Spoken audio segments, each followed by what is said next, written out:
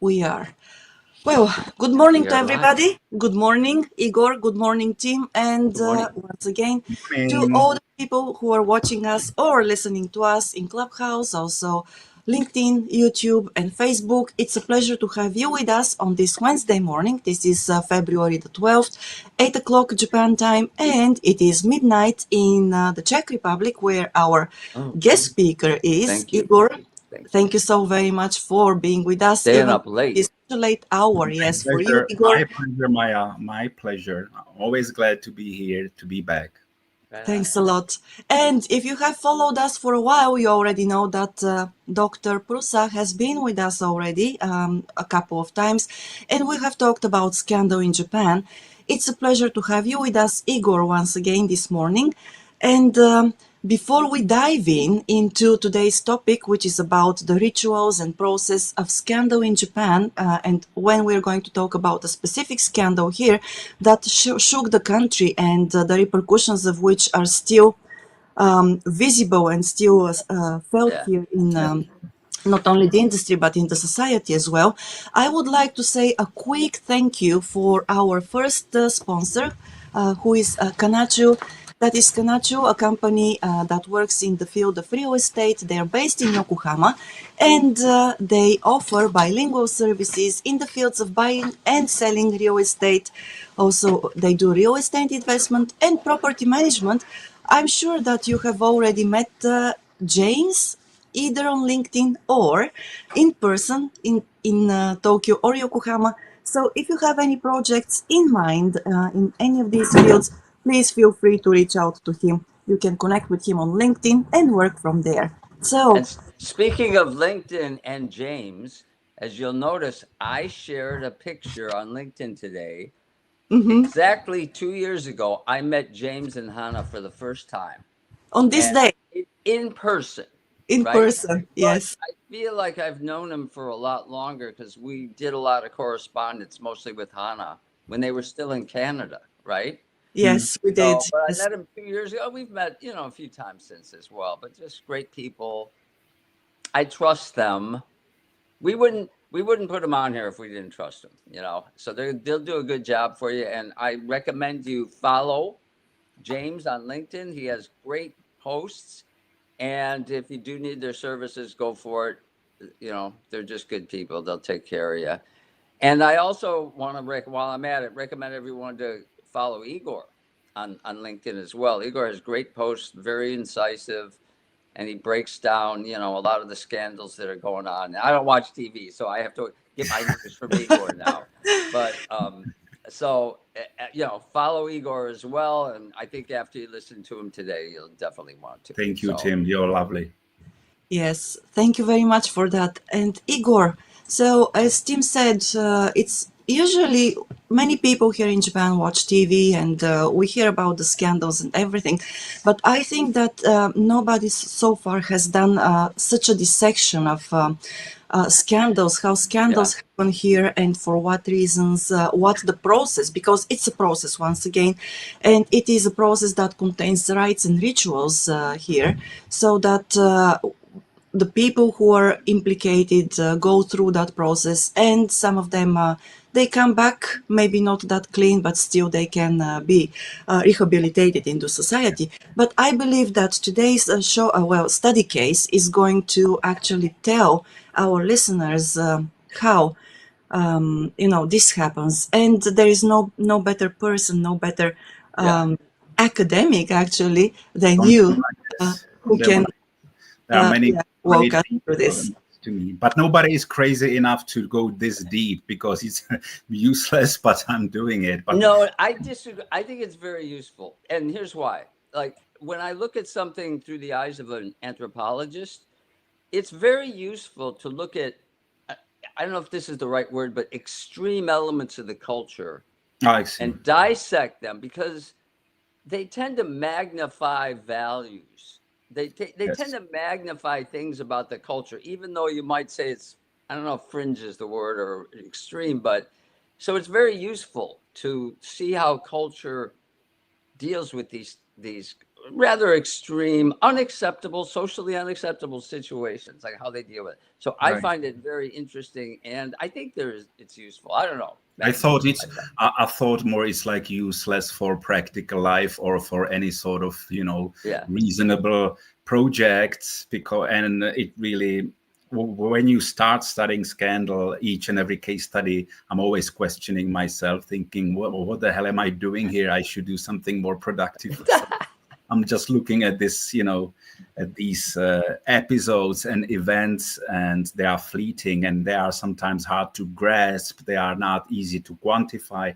So it is a fleeting, phenomenon, which sometimes causes frustrations for the academician who is Yeah. Oh, interesting. engaging Yeah. with it. Yeah. But if there is some output, if somebody finds it useful, then I'm of course very glad. And as you said, Tim, I do believe that it magnifies some values and some principles and some rituals in the Japanese society. So eventually, the scandal Yes. tells us a story about the dark Exactly. side of Japan, Yeah. but it's still Japan.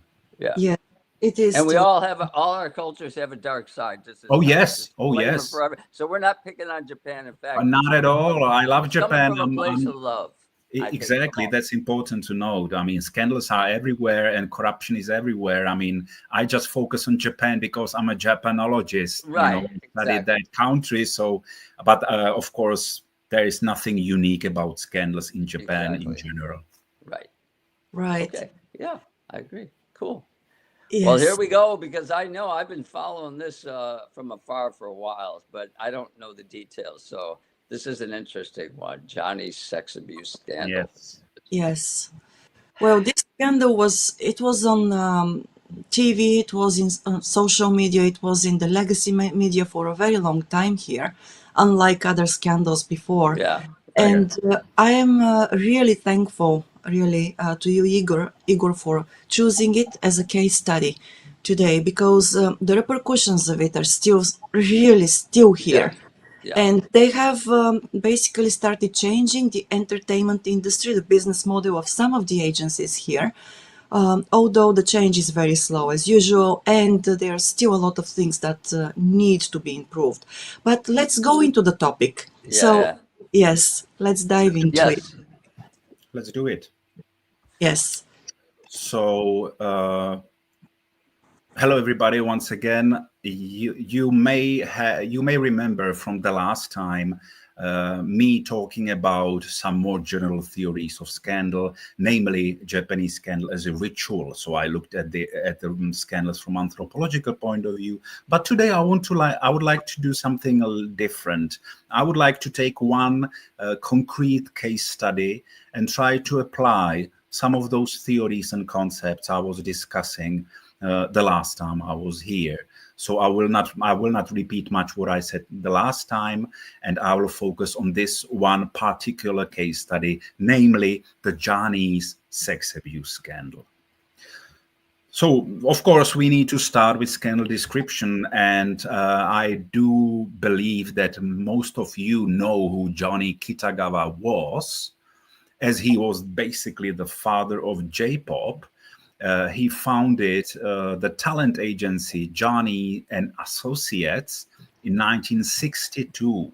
So it's six decades back. It's been some long time.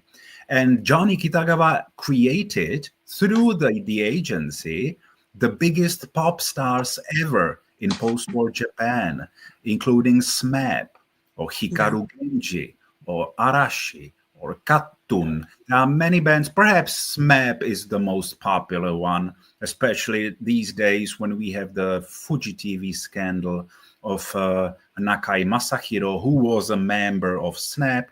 We now can recall the whole thing. And Masahiro Nakai, the SMAP member who now is embroiled in a sex abuse scandal, was paradoxically under Johnny's stable. So he may have been abused by Johnny's as well. It's very likely, because he was one of the closest ones. And still, he ended up abusing others. It seems to be the case. We don't know the results yet. Yeah, But let's right. go back to Johnny Kitagawa. The scandal basically, the problem was that Kitagawa was sexually assaulting young members of Johnny's over decades, basically ever since the beginning of the agency. And it was never revealed because most of the boys, the members, 12, 13 years old, they stayed mute because they wanted to preserve their career. They Right. didn't really want to talk against Johnny. They loved Johnny. And of course, this scandal is quite significant because the sex crimes and the Yeah. cover up have Yeah. little precedent in modern Japanese history. Let me take a look at the scandal timeline. So it all started in March 2023 with the exposure of scandal by the BBC, the British broadcaster. That was the beginning of it all. Then came in April a press conference of one of those victims, namely Okamoto Kawan. That's the person you can see here, down here. That's Okamoto Kawan. And he triggered another wave. And this was followed by the NHK covering the scandal for the first time. Here we have to say that it took NHK 36 days to cover the scandal. So more than 1 month, the NHK was holding the information and perhaps was struggling with that.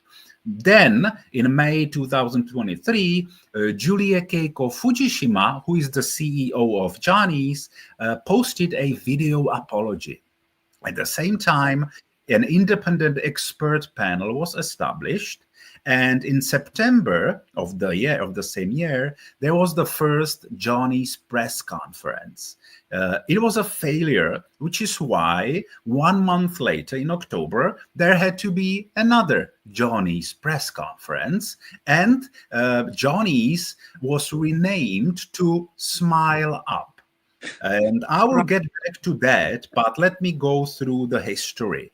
Now, the scandal actually has its roots in the 1960s. So you can see all these exposures. There are like at least 8 exposures of the scandal before the actual exposure by the BBC, including the first article mentioning sex abuse at Johnny's was Shukan Sankei in 1965. Then Josei Jishin reporting on a trial with Kitagawa. Then 1981, Shukan Gendai. These are all weeklies for women, for girls, or general weeklies. Then there were at least 4 books released by former members, including Kitakoji, Hiramoto Junya, Yamazaki Masato, Kiyama Shogo. All these boys were either raped by Johnny or they witnessed Johnny raping some other kid. So you can see, and of course 1999 was scandal coverage in Shukan Bunshun, and that was the biggest coverage, and I will get back to that. The point is that you can see it's been 60 years plus minus, and the big media were keeping the information while the small media were releasing it. But in Japan, as you know, unless the big media pick on it, there's no scandal. So the scandal was basically a non-scandal. Only until the BBC stepped in. Now, this lecture, or whatever you want to call it, will be focusing on 6 topics. The media outlets, the talent agencies, the issue of whistleblowing in Japan, the issue of sex abuse, the 2 press conferences, and I will conclude the scandal consequences. And I will offer 2 viewpoints, optimistic and pessimistic. I gave you some definition of scandal before, so I will not go through it. I only want to remind you that a transgression, a violation of rules, norms, must be disclosed by someone. That's the first condition. Second, it must be attributed to at least one elite individual. 3, it must be picked by the media and framed negatively. 4, it must be denounced by the public. And 5, it should be sanctioned by the authorities. That's the ideal type scandal. Now, for our context today, much more important is the social context or the background of scandal. What is going on behind scandals? There are certain actors, mainly power actors, and these actors decide if a scandal becomes huge or if it becomes hushed up. So you see in the middle, you have the so-called iron triangle of power, seikanzai in Japanese. That's the political, business, and bureaucratic circles. Now, the bureaucratic circles, the Ministry of Justice has, of course, the prosecutorial office. So the prosecutors are important players because they either criminalize or minimize scandal. Then, under business circles, we have the agencies, namely the talent agencies, such as Johnny's, and the advertising agencies, such as Dentsu. And these are the inside actors. And then from the outside, we have other actors, namely the anti-social forces, or the Yakuza, that colludes with the power triangle. Then we have the support groups up here that obviously support the power triangle despite a scandal. They don't care. They look for profits from the politicians. And the civic groups are the other way around. The civic groups, they protest against transgressions. And the most important actors in this picture for our context are the media. Namely, and you see that I divided the media here into the so-called inside media and outside media. The inside media are within the power circle, within the iron triangle. And these are the big mainstream dailies and so on that actually cover up rather than cover political scandals. And then we have the outside media that actually attack the iron triangle, the power holders, the establishment when there is a scandal. And the outside media are usually the weeklies, the tabloids. And let me now, when we see the whole condition and situation, let me now focus on the media only. Let me explain the difference between the inside and outside media, because this is essential for understanding the Johnny scandal. The inside media, that's basically the media oligopoly. That's the major news companies, big dailies, TV networks, block newspapers, and news agencies. All these actors are partners or members of the so-called Nihon Shimbun Kyokai, or Japanese Newspaper Association, plus minus. And this association is supporting or organizing the so-called Reporters Club system, or Kishakurabu. And this Reporters Club organizes access between news media and sources. But the problem is that they practice self-censorship, or jishuku in Japanese, and they avoid investigative journalism. For example, they have a so-called blackboard agreement, or kokuban kyote. That means that the timing of the scoop must be put under control, and nobody can release scoop individually. Every scoop must be controlled. And this is pretty much why scandals are usually kept private by the inside media. The inside media rather ignore scandals or downplay them. It is the outside media that starts scandals in Japan. And that's the media periphery. That's the weeklies, monthlies, photo tabloids, sports papers, local branches, foreign media, very importantly, online communities, very importantly, and independent journalists. And all these people are not members of Nihon Shimbun Kyokai, which is why they don't need to care about the rules. They are independent. They are excluded from the club, from the Reporters Club, the outside media. They cannot participate. So they have not that much information, but owing to this independence within the system, their position outside of the power system, that's why they usually trigger scandals in Japan. And the weeklies, or shukanshi, are the biggest actors. They are the most progressive. The most popular is Shukan Bunshun, and another one is Shukan Shincho. But there are many, maybe over 100 weeklies in Japan, circulation of 5 to 6 million. The largest weekly sells 500,000 copies, which is Shukan Bunshun. So these guys, these weeklies, actually trigger scandals. So the outside media perform the watchdog, while the inside media are silent partners of power. Now, of course, NHK, Yomiuri Shimbun, these are all the inside media, the big media. And these media, of course, they select only safe issues and they ignore scandals.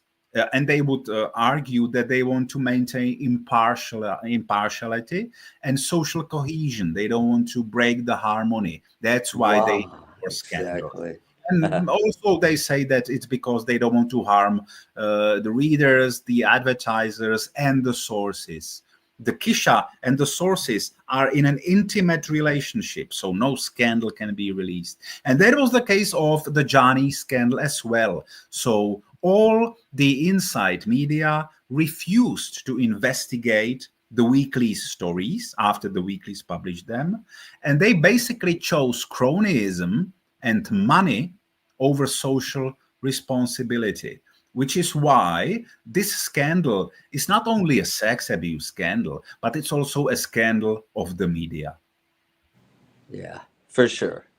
Yeah, Now, I just real quick please. comment. Like years ago, I read a book called by T.R. Reid, Confucius Lives Next Door, and this was back I think in the 90s and he was what it was the Washington Post had an office at the time in Tokyo, and he was the main correspondent, and he talked about exactly what you just described. He said after the politicians would give their press conference, all the competing media would gather together in the same room with a whiteboard and they'd say, Exactly. how are we going to frame this story? And everybody would agree on it. And virtually every publication kind of wrote the same story, Exactly. So that's just really, it just jarred that memory. So thank you for bringing that up. That's pretty much how you have to toe the line if you want to remain an yeah. I mean, that's how it works in Japan. I mean, I'm not saying that I'm imposing Western standards on Japan. If I would do that, then I would be much more critical. But I'm not. I'm just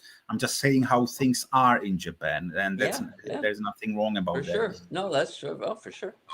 So the outside media, as I said, they are the instigators of scandal. You can see Shukan Shincho, the cover here, and next you can see how it looks like in the train, where you can see the advertisements everywhere. So it's pretty much impossible to avoid the contents of the outside media of the weeklies. And the problem, and as I said, the key issue in the scandal was the silence of the mass media, or in Japanese, mass media no chinmoku. Everybody was discussing this for a long time. And Shukan Bunshun actually covered the scandal, Johnny scandal, in 1999, and they covered it for 14 weeks in a row. Still, the inside media never followed up. They always ignored the scoop.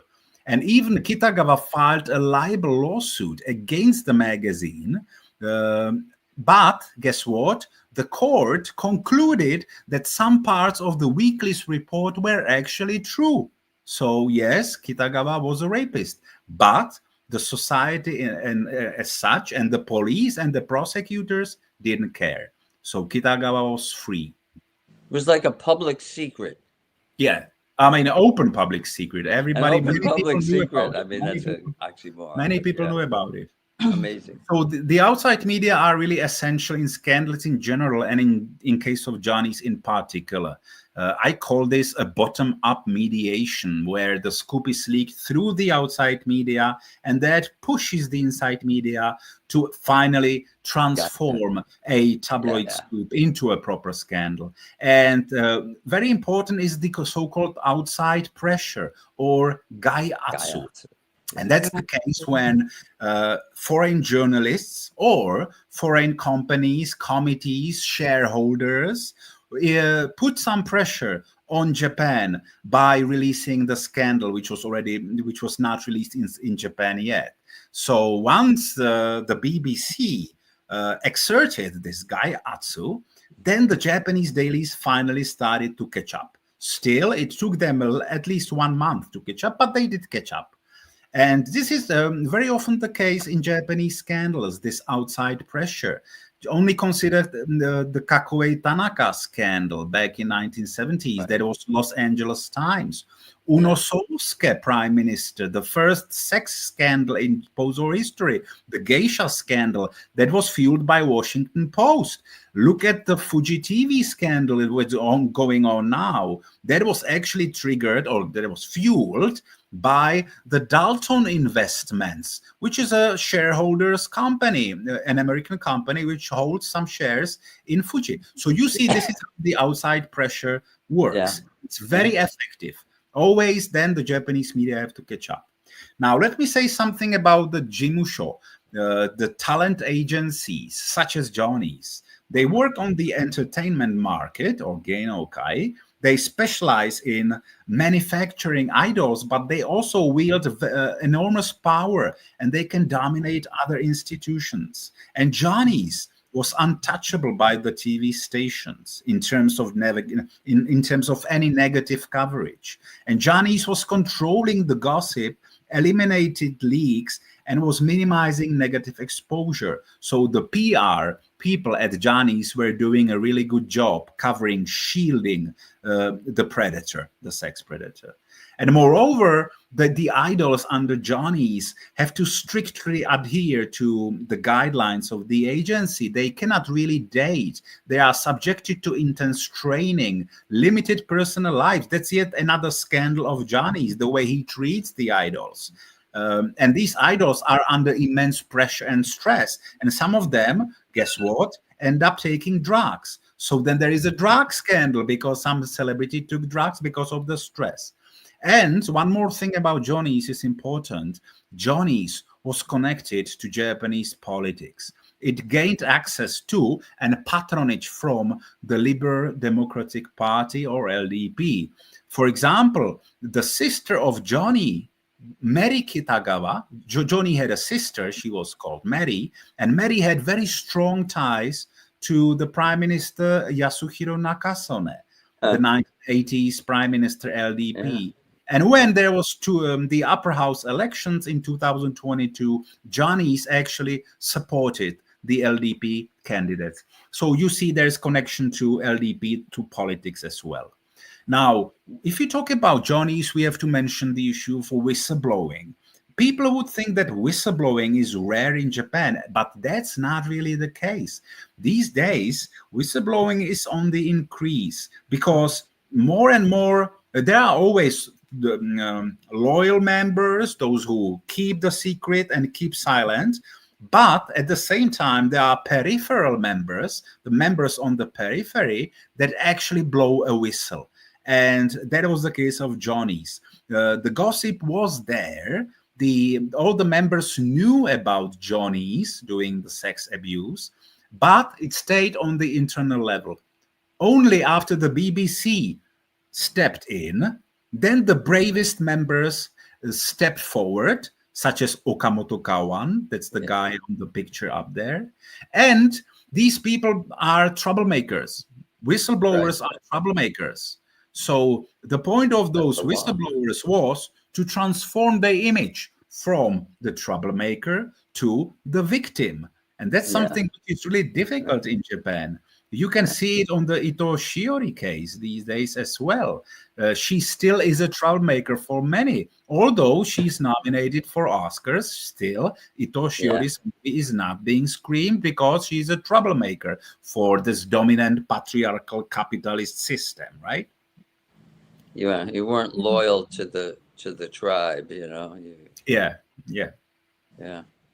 Now, we have to also touch upon the issue of sexual abuse. Now, sekuhara, or sexual harassment, remains widespread in Japan. And the Me Too movement has not really taken root. There was, of course, the Ito Shiori case in 2017, but we are now talking about it, there is not much progress actually. And somebody thinks that another Me Too movement is the Fuji TV scandal, but it's too early to say this. I don't think that's the case, but let's see. In any case, sexuality in Japan is a private matter, so sex abuse is more stigmatized and less reported. Moreover, the victims usually face a huge backlash in Japan. Unfortunately, this is the second rape, right? So that's why the critics would say that Japan is a culture of impunity for sexual violence and harassment. And some critics would say that Japan is behind the West on issues of gender equality and sex awareness. Well, as a matter of fact, if you look at the sex abuse scandals in the West, you find out that the West is not far ahead in addressing sex abuse scandals, because also in the West, there is patriarchy, there is power imbalance, and the gender inequality contributes to sex abuse. And I don't have time to talk about the sex scandals in the West, but there are many in the church, in politics, in academia, in entertainment, in sport. That's why we have the Me Too and cancel culture in the West that ruined many people like Harvey Weinstein, Michael Jackson, even Brian Epstein, Bill Cosby, Jimmy Savile. So this is really a Western thing, because in Japan, the Johnny scandal was supposed to become a Me Too scandal, but it has few of the consequences, unfortunately. In the West, the company would be immediately dissolved. But in Japan, Japan, the company initially moved to change its name. It wanted to keep the name, right? You know, it just a quick tidbit. I remember watching that news, and my wife, who's Japanese, all she could say was, she shook her head and just said, "Baka." That's all she says. That's all she says. That's what you can say. But I think there's a lot more depth to that, but she's not going to go into it. Yeah. Okay. No, and I think, Tim, that because Kurumi-san lived for a very long time in the United States, she lived in the West, right? So she can see the irony in everything that happened, and how the agency was broken down and part of it was revived, and so on and so on. But I have friends here, Japanese friends, who are really great fans of all the Tarento or the idols created by the Johnny's Jimusho. And those people, you know, they say, well, shoganai. You know, this is something, I think this is the difference in culture once again, and the mindset, or maybe the way people see the world. And because my friends who are here, they say, yeah, that's bad. What happened is bad. But, you know, the other people who are still there, the other idols who are there, if that Johnny's Jimusho is dissolved, the company is dissolved, then those people, they lose their jobs, and we don't want that. So that is the reasonings of the people who are in Japan. And to me, the explanation is that they haven't lived overseas, and they haven't been, how can I say, impacted or influenced by the Western way of seeing this kind of abuse, you know, sexual abuse. And you have to leave your pond to really understand it. Yes. You know, but I will also say this. I think my wife also got it from her father. He had that tendency. He used to cuss out the politicians. Right. Yes. But okay, go ahead. Sorry to interrupt you, John. No problem. That's great. Johnny. Please interrupt me anytime you want. The point I wanted to make. Wait. Before we go, we got to do our our midterm. Please go ahead. Maya, that's the time. It's the time. Yes, thank you very much for giving me this maybe 30 or 40 seconds, Igor.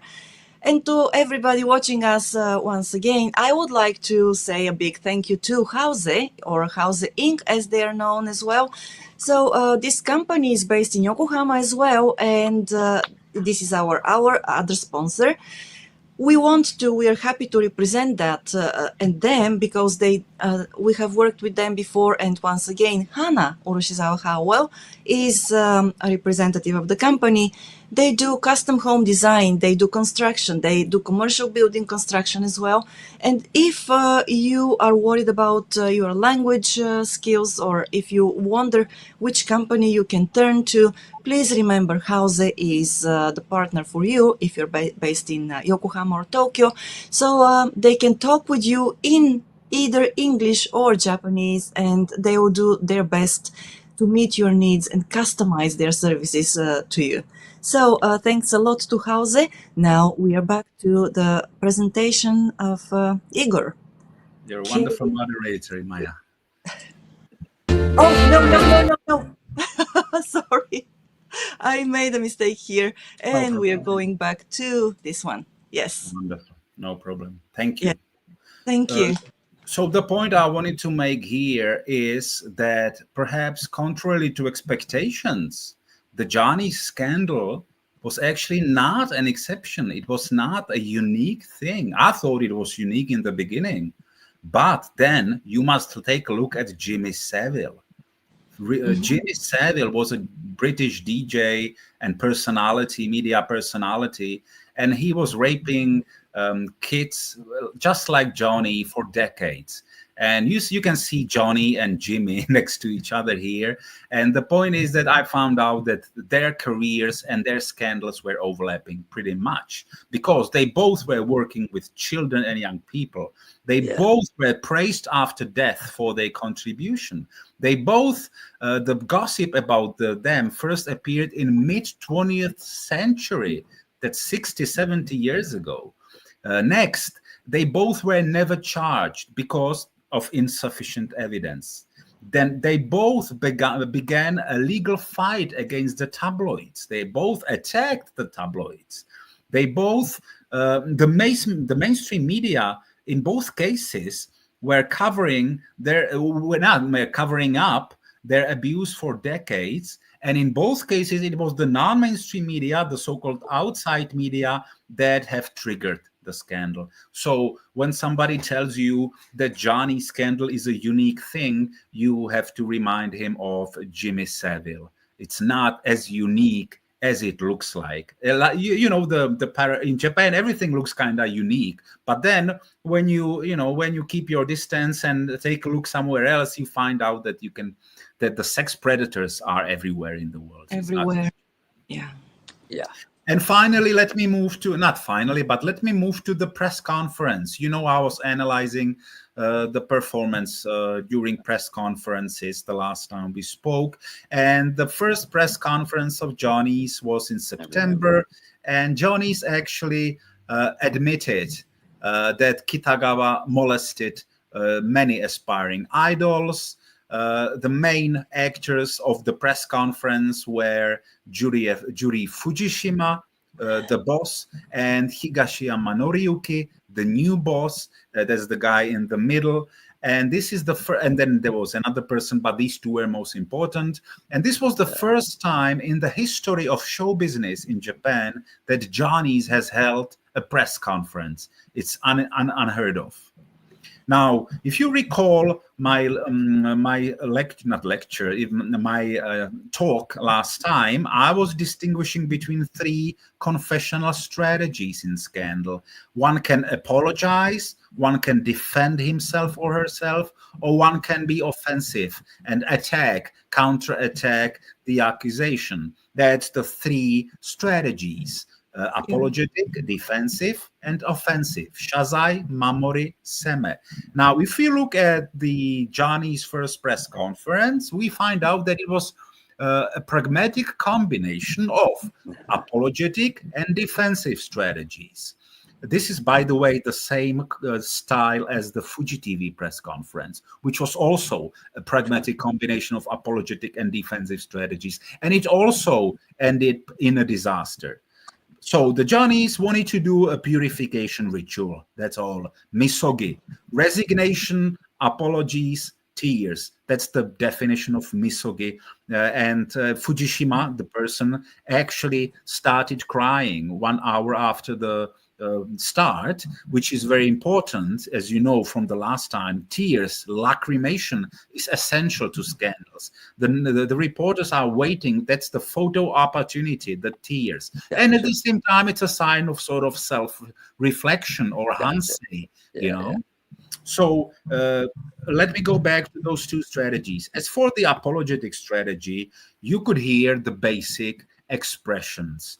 Owabi, fukaku, sekinin, sodo, shimpai, meewaku, kokumin, kankeisha, okyaksan, fun. You see the ritualistic nature, the ritual where the words are always the same. They're just following the same script. So that was the apologetic strategy. But then Johnny switched to the defensive strategy, or Mamori no Senryaku. And that's what created the whole problem. That's why they had to repeat the press conference, because all of a sudden they somehow didn't know about the transgression, shiranakatta, ninshiki shinakatta. Then they said they do not remember really, kyoku ni nai, oboetenai, or typically they cannot comment. Komento wa sashihikaeru or komento wa hikaeru, depending on the politeness. Right. Moreover, Higashiyama, who became the new CEO while Fujishima stepped down. So the new CEO Higashima said that he actually is not sure if that's all true about Johnny, because he only had rumors, uvasa o kikimashita. Imagine decades working together with Johnny's and then say you've only have heard rumors. So it was ridiculous. And moreover, Higashiyama did not remember oboetenai some details. And then when the reporters reminded Higashiyama of his own involvement in Johnny's sex escapades, he said he blamed it for youthful indiscretion, wakage no itari deshita. And that's quite understandable, but this is not what the public was supposed to hear, right? The public need to see something fundamental. So that was quite a disaster, the first press conference. And the Japanese people, they are not stupid. They can feel, they can understand, they know that these people are trying to get away with it easily, of course. So for sure. People were complaining that the showbiz remains the same. Geinokai is both persuasive and highly resistant to change. If the power holders are exposed, yes, they perform kabuki-like stunts. They step forward, apologize, shed a tear or two, bow, pre-scripted apologies, and they may admit responsibility or sekinin, but they offer no new details. Now, the sekinin, the word sekinin is interesting because David McNeil, one of the journalists, great journalists in Tokyo, he actually wrote about sekinin, and he said that sekinin in Japanese, a little bit differing to responsibility in English. Japanese sekinin means that one only apologizes in a docile manner and resigns his or her position. That's sekinin. In other words, sekinin or responsibility, when they say sekinin, it doesn't guarantee any profound transformation of the status quo. That's an illusion. So if you hear sekinin, it sounds almost like kento shite okimasu, or those words where you don't really follow. Yeah, but if they quit their job, in essence, he's fallen on his sword. That's part of the sekinin, quitting the job. But the structure, you kill yourself, the structure remains. That's the problem. You can quit your job, but the structure remains the same because the structure exactly. You take one for the team, kind of. Right. So what happened? Yes, please. A quick comment. I feel like Japanese, when they hear an apology, as soon as they hear something beyond the apology that even smells like an excuse, it shuts them down. They want to hear the apology with no excuses. And that's where I think these these Yeah. situations maybe failed them, or at least part of the reason, maybe. Yes. Yeah, I also think that basically, and this is once again the Kokumin say, I believe, and the cultural mindset here, that they know that everything is situational, and for every scandal to appear, and to happen, there were reasons. But the important part, once again, is that they need that apology, so that there is a, how do you call that? There is a, I don't remember the Japanese, but this is basically, the border point between, what was done so far and what happens from now on. So, like the frontier. And honestly, I believe that in the West, we're much more interested in the details and the reasons why this was done, or, the things happen. And so this apology and the explanation and so on and so on. And the Japanese, as Tim said, they are not. Yes. Well, I It's- mean, moshi wake nai means there's no excuse. There's I no mean, excuse. in your apology, you Yes. are saying there's no excuse, That's right? Moshi Yes, wake yes, that's true. gozaimasen, right? That's true. That's And then Yeah. you give an excuse. It's like, wait a minute, you just negated the apology. Exactly. Almost. Yeah. Exactly. So I And hear by those the way, complaints a lot. Maya, you are right, and Tim, you as well, and you could see this in the Fuji TV press conference. I mean, those people, the journalists wanted to be rational. They wanted to get some real data, some reasonable data. But the Fuji TV guys were not playing the game. They were in the Mamori no Senryaku mode. Yeah. They were in I the know. defense. And this is exactly why it took 10 hours and 23 minutes to finish the whole The whole thing. It was a media circus. I recommend you to start watching from 5 hours. The On. biggest fight was between 5 and 5:30. That's my tip, because I've seen the whole conference, 10 and a half hours. Don't do it. It's a waste of time, but I had to do it. Yeah. So yes. So let me continue with the second press conference, which came 1 month later, after the huge criticism from everywhere. So the Johnnies could not do anyhow. They had to do it again. They announced to rename into Smile Up. So Johnnies would become Smile Up, and Smile Up would focus on reimbursing the victims.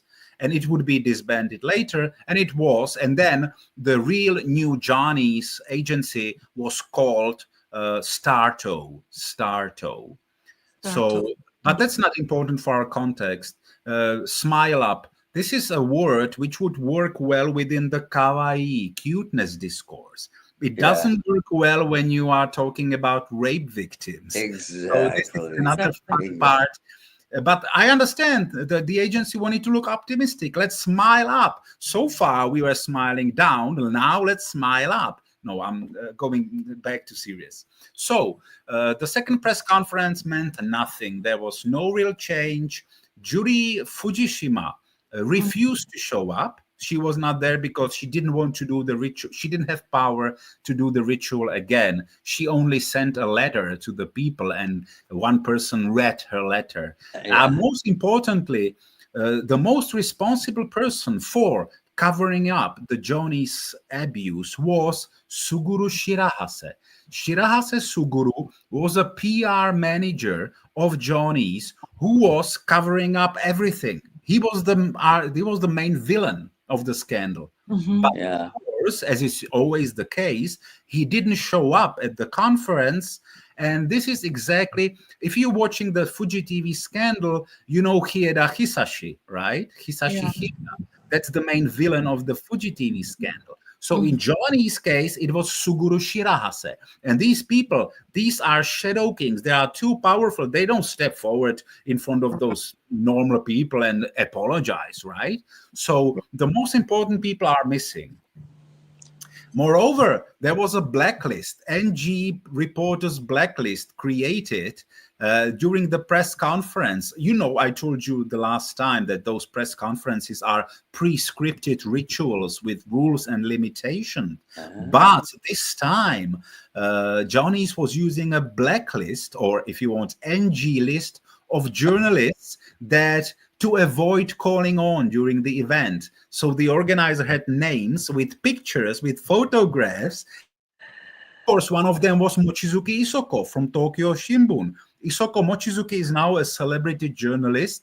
If you watch the Netflix series The Journalist, that's Isoko Mochizuki. But Isoko Mochizuki wasn't allowed to ask a question. So that's another way how the press conferences are organized. And of course, Johnny's was asked about the blacklist. And they said, Shiranakata, we are not aware of the blacklist. Nobody is aware.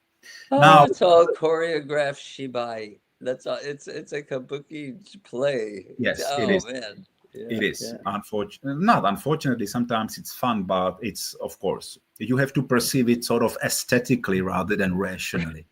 So public perception, I'm slowly but surely trying to conclude my speech. So the overall reaction was a mixture of surprise, disappointment, but also forgiveness. Some people reacted with anger. Some felt betrayed by the agency, but the Johnnies, but the loyal fans support the agency despite the scandal. Actually, one respondent during the BBC Person in the Street interviews asked somebody about Johnny Kitagawa, and the random Japanese person in Shibuya said he's a god, kami-sama desu. So you cannot assault a god if he's perceived as God. And if he's perceived as the architect and father of J-pop, then it is obvious that for many Japanese, the agency is untouchable even after the exposure. Huh. Now, the last thing I want to mention is the scandal consequences. That's very important, and that's something that scandal scholars are focusing on very much. What's the effect of scandal? What's the transformation? What's the consequence? And usually there are two camps. One is optimistic, the other is pessimistic. The optimists say, yes, this scandal will change things for better. The pessimists would say it won't be much transformative. Now, the optimists would argue with a better governance. There are impartial experts. There will be victim compensation. The agency was renamed. Maybe the scandal for the optimists is a turning point in attitudes toward human rights and child abuse in Japan. Kitano Takeshi, the national celebrity, said after the Johnny scandal that now the time came for Japan to speak up. I don't know if anything changed much, but it doesn't look like that if you see all those scandals right after Johnny's. So that's the optimists. The optimists believe that Johnny's will be more careful and the media will be more careful as well. The pessimists would say that there is no transformation possible. Fujishima, the ex-CEO, will surely continue to operate behind the scenes. Moreover, the pessimists noticed that there were no criminal investigations, no prosecutors, no police was involved, and the rebranding effort, the rebranding from Johnny's to Smile Up, was slammed as ridicule. So this is about the pessimists. Now, to conclude, Kitagawa died in 2019, and he was never charged, and obviously will never be charged because death stops any prosecution. And there will be hardly any new evidence. And there is enough evidence already from 1,000 plus boys. So that's it. And Kitagawa's funeral became itself a huge mega spectacle and a big media event. It was held in Tokyo Dome. It was crowded, filled with people. And Abe Shinzo, back then, when he was still alive, he sent some condolences. And he said that Kitagawa, and this is after the scandal, Kitagawa is a source of courage and inspiration for Japan. So obviously, Abe and others refused to face the truth, and they basically venerate an accused man even after his death. Now, that one point I find interesting because in Japanese Buddhism, no matter how horrible a human being you may have been, as soon as you die, you are a Hotoke-san, you're a yes. Buddha, and you are forgiven. There's no moral significance. The act of dying absolves you exactly. I mean, that's a true statement that, I studied Yes. that back in college under an anthropology professor. So This is an important point and cultural point, which may not be easy for the Westerners to understand, to yeah, grasp, yeah. but it's How that's maybe part many of, look at it. Yeah, he's yeah. dead. He's a Hotoke-san, You, So, yes, and you don't hate dead people, right? You forgive the dead yeah. people. So yeah. As for the public, the scandal fever always gives way to scandal fatigue. Sooner or later, the public is tired. If it's weeks and weeks and weeks and there's not much going on anymore, then the scandal runs out of steam and is immediately overshadowed by yet another scandal. So there is not even a time to think about one scandal, and the public forgets the short-lived emotions and moves to yet another scandal. In case of Johnny's, right after Johnny's, we had the Matsumoto Hitoshi sex scandal, and after Matsumoto Hitoshi, we having now the Nakai Masahiro sex scandal. Right. So the Johnny's scandal didn't stop anything, obviously. Now, the agency just wants to continue with their business. So the Johnny's message basically, sorry for the disturbance, but we've got business to do. Kimura Takuya, the only Johnny's guy from SMAP, he tweeted actually after the scandal, he tweeted with, the show must go on. So you see that even those big celebrities keep holding the line. By the way, the show must go on was a favorite phrase of Johnny Kitagawa. He was saying, so Ouch. Johnny is down, but not out. The legacy and Gotcha. business may live on. The advertising power may remain intact. The agency may keep on pulling the strings of media broadcasters. So nothing is over. And is Johnny a rotten apple? Well, it looks like that, and media scandals are framed as a problem of one rotten apple in order to avoid talking about the corrupt structure, the corrupt system. Gotcha. That's why we have scapegoats. The scapegoats alleviates the moral indignation. So I would argue that Johnny was not a one rotten apple. Right. Actually, his corruption was more rooted in institutional norms, cultural scripts, and political structures. In other words, Johnny's problem is not a rotten apple problem, but a problem of failed organization and a corrupt industry. And this industry produces only the purification ritual. It makes a tearful apology, deep bows, tears, promises to change, but rather than transforming the status quo and ending the career of the agency, the scandal becomes a part of a social ritual. And this ritual enables purification and rehabilitation. Moving on. And Moving moving. Yes. And moving on. This is all from me. Thank you very much. Goseicho arigatou gozaimashita. Yeah. No, that's great. It's funny when you talk about change, because there's always going to be that dichotomy of the shibai, the surface, the tatemae Yeah. change. Yeah. And then there's going to be the real change, or maybe it's not happening. It just has this appearance of change. Yeah. And people, you have to sort that out. Is there real change? So to me, you sound like kind of pessimistic, but you gave us both points of view, I don't want to be pessimistic, Tim, believe me, but my data pushes me toward the pessimistic positions in this case. I understand. No, I guess I am a little bit too. I guess maybe, the Gaiatsu in this case was pretty effective, the BBC in this case, right? That was decisive. And sometimes it's a matter of timing. Gaiatsu doesn't make a dent sometimes. I think yes. It just has to happen at the right time when people are paying Not attention. always, you're right. But mostly, if it's Gaiatsu, if it's the foreign pressure, mostly the inside media give up and they start covering. If it's only the weaklings, it may not be strong enough.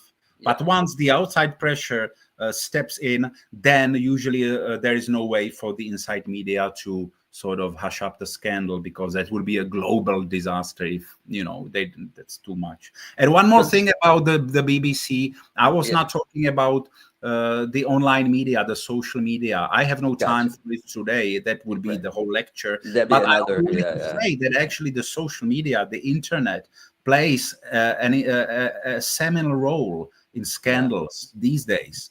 And in Johnny's scandal, it was the case as well, because I thought that the scandal was instigated and fueled by the BBC. But I read a research where it was explained that the BBC did open the case, but it was fueled only by the Japanese social media communities. And only after the social media created the pressure, Juri Keiko Fujishima posted the video apology. So the social media cannot be underestimated in Japanese. No, that's a good point. And I think that, yes, at some point of time when your schedule allows, we can probably have a session about the social media's role in scandals here. Because I find it really fascinating how in Japan it's much easier for people to voice their opinions without any worries. Anonymity, because social media in Japan allows them to be anonymous. Oh boy, do they voice their opinions. Yes, like and you make it anonymous and they just explode. Yes. So this is really fascinating point. So if this is when you study media and public opinion, there is usually the spiral of silence theory, the theory of the spiral of silence. The more people express the majority view, the less people are able to talk, to speak up, so they stay silent. So when there is a spiral of silence, the majority is loud and the minority is silenced, because the minority is afraid of exclusion and isolation. This is very much the case in Japan, but the social media break the spiral of silence, because the Japanese are able to speak up on the internet. They may not be able to speak up on the streets, but on the internet, or the meetings, thanks to the anonymity and disinhibition, they actually trigger scandals in those little bubbles, in the social groups. These are basically echo chambers, but sometimes there is an opinion which springs up from there, and if it has some traction, if it's followed by millions of people, then the big media these days take the news from the online media. So the social media set the agenda for the mainstream media, despite the fact that the social media, the netizens, are very often ultra-conservative, overactive nerds and geeks, This is the paradox. We are being guided by those crazy overreacting people, and the Japanese big media, they just pick on it. They just take it. They see there's 15 million clicks on one post, so they put it into the main news. Indeed. Yes, I would love to have another session about this if if your schedule allows at some point, and probably talk about maybe the next scandal, which is now shaking Japan. That is the Fuji TV scandal. I would love to talk about that scandal only. I just published a piece in Nikkei Asia, so there is a lot of stuff to talk about. But the Fuji TV scandal, it's too early, because we need to wait for the committee results. And we'll wait for you. We'll wait for that. So let's wait for the ending of the scandal, and maybe in half year or 1 year we can discuss. Yes. Sounds good. Let's do that. Thank you very much, Igor. My pleasure, Maya and Tim. Again, it's past 9. I'm sorry, and so it's time to say goodbye. You're right. But a word from our sponsors. Well, yes, it's a word for our sponsors, but before that, once again, thank you to everybody who watched this session and listened to the analysis of the scandal of Johnny's Jimusho. If you haven't connected with Igor on LinkedIn, please do so. Yes, go for it and read his posts there, and they're really very insightful, and they give a lot of points of understanding that usually are difficult, to grasp, especially for Western audiences. So thank you very much for this, Igor, and I'm looking forward to the next session with you. So let's see when we can do that. And once again, a word of thanks, actually a tune of thanks to our sponsors. That's all for today. Happy midweek and see you next time. See you. Bye-bye. See you. Bye.